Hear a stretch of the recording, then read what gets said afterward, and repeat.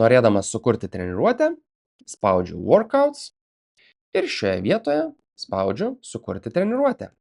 Įvedu treniruotės pavadinimą.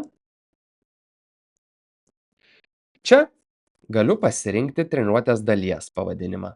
Tai šiuo atveju parašysiu Pagrindinė dalis. Bet taip pat galėčiau sukurti ir apšilimo dalį, ir atvėsimo dalį.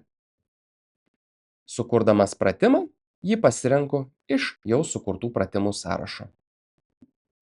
Pridedu pratimą. Jeigu noriu, galiu koreguoti serijų skaičių, o šiuos stulpelius, kuriuos matote, galima koreguoti spaudžiant Columns ir čia sukurti naujus stulpelius. Pavyzdžiui, pakartojimai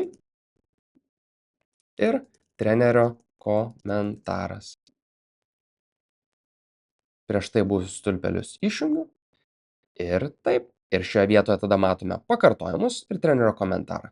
Tai šitą pratimą įvedu 12 pakartojimų. Jeigu noriu sukurti super seriją, tuomet šioje vietoje pasirinkau Create New Group ir iš čia pasirenku pratimus taip pat. Taip pat įvedu pakartojimų skaičių. Ir tokiu būdu galiu lengvai sukurti treniruotę. Norėdamas ją sukurti, spaudžiu Create.